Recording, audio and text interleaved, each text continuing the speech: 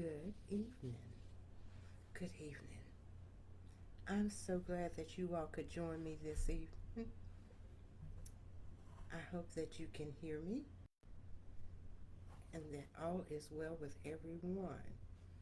Do you have your tea? I have my tea. Can you smell it? That lemon and peppermint and ginger, it's wonderful. It's wonderful. And again, I am so very glad that you all could join me this evening. This evening, we're going to start, and I don't know how long. We'll just keep going until God says it's time to change. How about that? We're going to talk about, or we're going to start a series of discussions on a line in the sand, boundaries. A line in the sand, boundaries. And I have a quote, and it says, and it reads, when we fail to set boundaries and hold people accountable, we feel used and mistreated. This is why we sometimes attack who they are, which is far more hurtful than addressing a behavior or choice. And this is penned by Brené Brown. Penned by Brené Brown. And did you notice what it says? Holding people accountable. Holding persons accountable. If we don't, we feel used and mistreated, right? Right. So it is important to establish clear boundaries in our lives in order to maintain good mental and emotional health. Good mental and emotional health. While boundaries help us feel comfortable and in control of our own lives, figuring them out can be a challenge. Figuring them out can be a challenge. And that's the reason why, on numerous occasions, you've heard me, those that have been with me for more than a minute, have heard me say that unless you have your boundaries in place, you should not be dating. You should not be dating at this time. Should not. It's a process that improves over time with self reflection and practice. So there's some boundaries that I had that I have taken a minute to reevaluate them because I had some boundaries when I was married for 23 years. Now I am divorced 26 years. I have just started to date after all of those years. So the boundaries look different. And what I will and will not tolerate looks different. So I had to sit down and take time with me and decide, do I keep this one and throw away that one? Or do I modify this one? Because the dating atmosphere is much different than when I was dating. And I only dated that one person. So it was really different. Let's look at the word boundary. Boundary. Boundary. Bound. That which indicates a limit of anything. From bound, which is a noun, and the ARY, the suffix, strictly. So, strictly a visible mark indicating a dividing line, a bound being the limit or furthest point of extension of any one thing. So it's strict. It's non-negotiable. We we're not going to talk about it, and I'm going to change it to suit you. No, this is my boundary. And just a little bit about this, where we're getting back to it. Almost 2 years ago, I was challenged by David Burris to do a platform. He didn't care what, that challenged me to speak openly without hesitation. And then God challenged me that since I'm going to be doing this, why not be that Titus 2 lady? You know what a Titus 2 lady is? She's that seasoned woman. And I don't like to say older, but she's that seasoned lady who is going to pour back into younger women and even some women my age. And I'm 69 years young. So, with that being said, I started to do back to basics, back to basics, because what I was seeing was just grab your pearls, shocking. Grab your pearls, shocking. The thing that I saw young ladies and young men aspire to doing was just jaw dropping. There was no basics. They had no basics. And I don't want you to think that we're trying to take away your ability to date and your ability to have fun or any of those things. But what I am tired of hearing, this repeating empathetic exclamation that there are no good men. All men are dogs. And there are a plethora of other statements like those that are just spewed. Now that's what women are saying. Now, men are saying, everybody's saying something that is not factually true without your lending to your situationship. Your situationship. And why do you have a situationship? It's because you have no boundaries. You don't even know what your boundaries are. And then when stuff when stuff happens, it's someone else's fault and not yours. When stuff happens, it's someone else's fault and not yours. Mhm.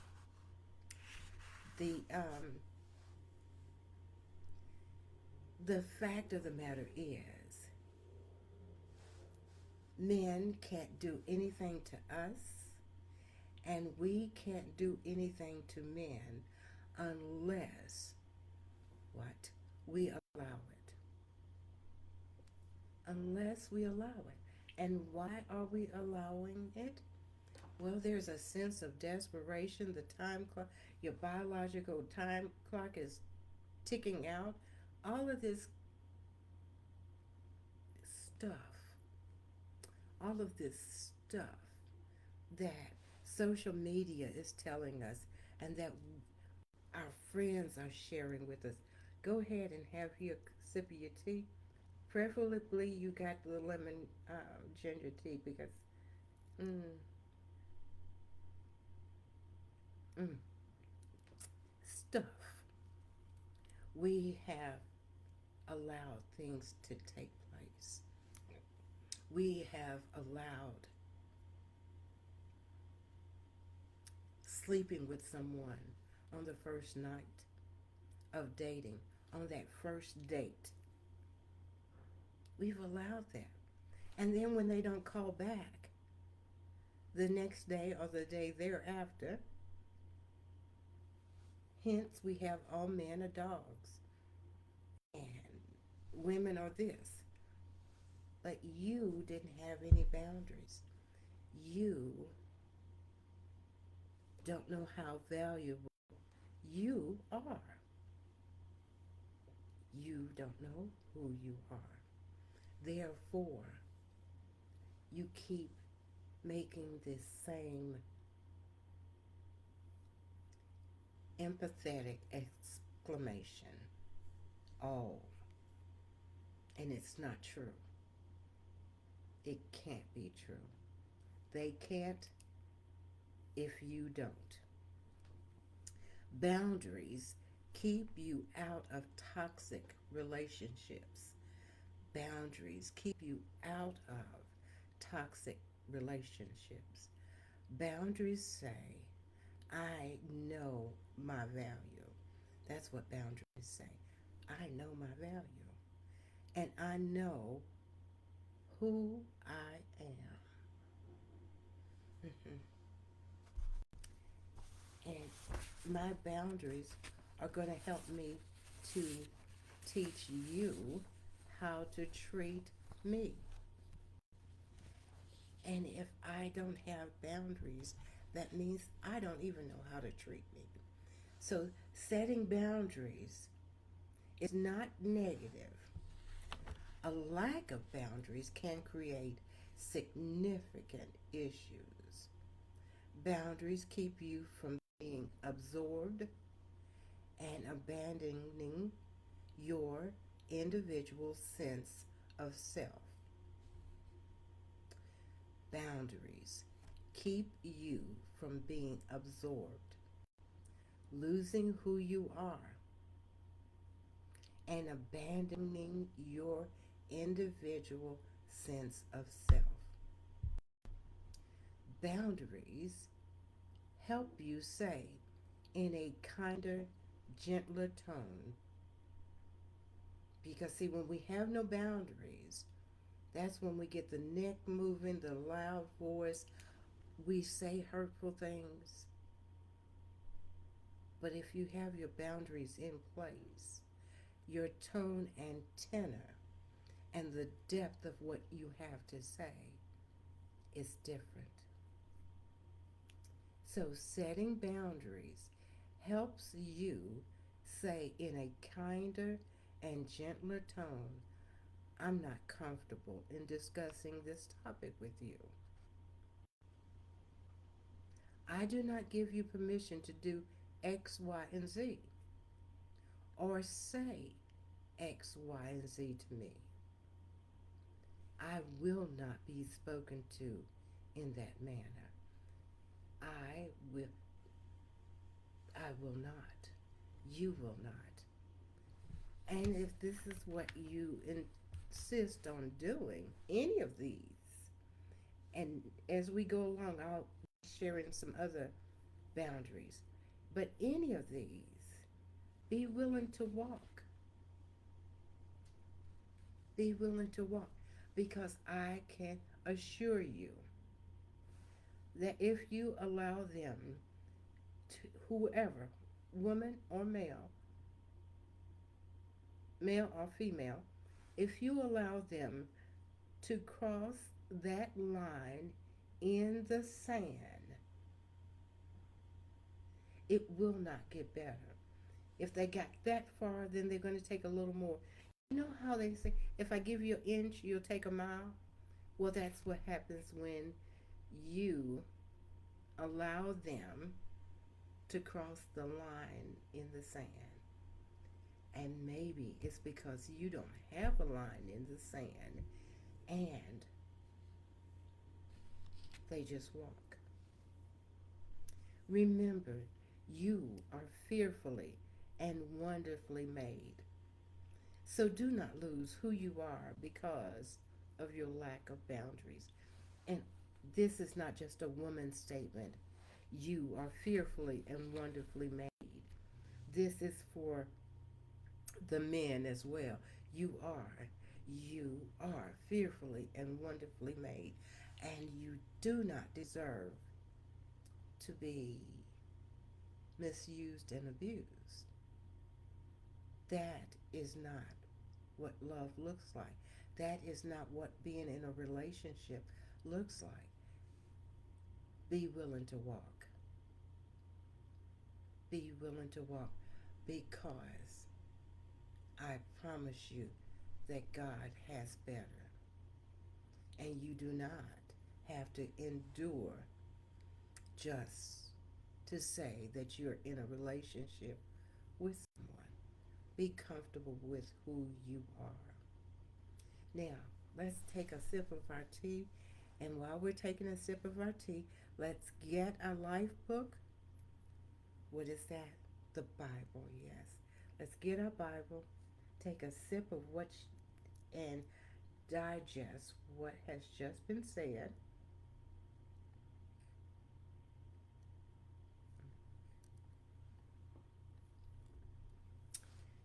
Are you ready?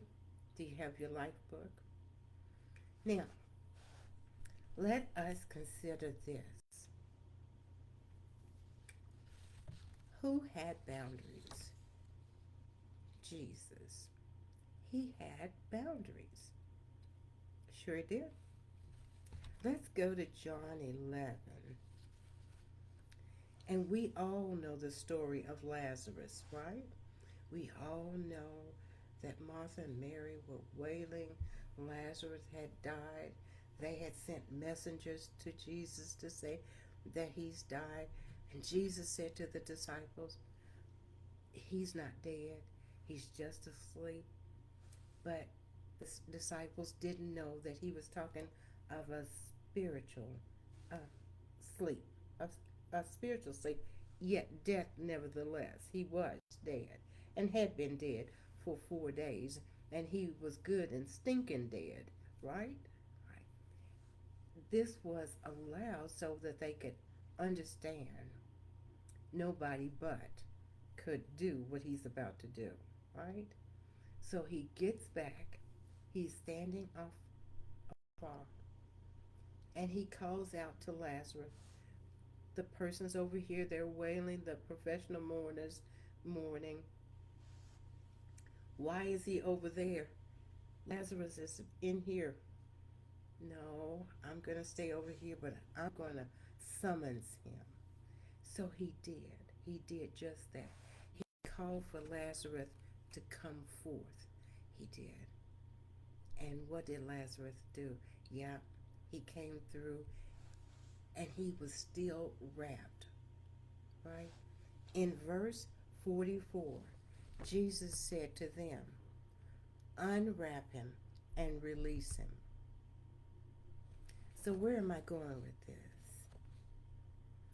Jesus is only going to do what you cannot do. They could not bring Lazarus back to life. He did the hard part. Then he said, now you unwrap him and release him. That's something that you can do. We have been given the Bible. And in the Bible, there are instructions. That's what it is, an instruction. It's a manual of how we are supposed to carry ourselves and those things that we should allow and those things that we should not allow. It's written. It's not written by me, and I am not passing any judgment. But it's written in the book, in the life book. And the Father is not going to do anything that you can do yourself. So, what is your homework? Until we meet again next Thursday, take this time from this Thursday to next Thursday and make it quiet time where you are alone with you and you pull out pen and paper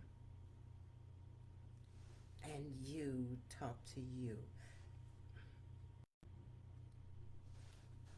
David Burris last week gave us 5 benefits for having internal dialogue. Yes, talking with yourself. And one of them was for making better decisions. Making better decisions. James 1 5. So I want you to talk to you and talk about what it is that you will and will not, that line in the sand. And I want you to write it down, and then I want you to go back and look at it, and I want you to scratch through and write it down. But whatever you put on that paper, let it be so. What did he say? It is so it is written. So it is written.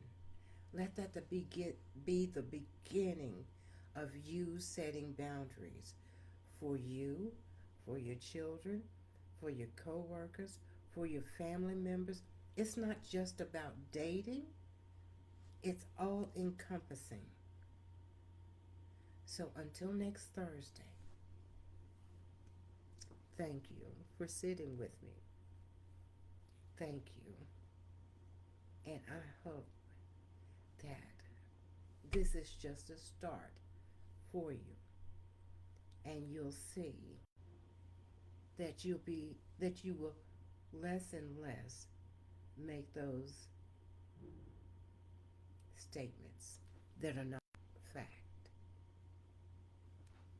So I hope you all have an amazing evening. Finish your tea. I know that this is not, it's a bit much, but we've got more to go. So until next Thursday, 5:30 Pacific, 7:30 Central, and 8:30 Eastern for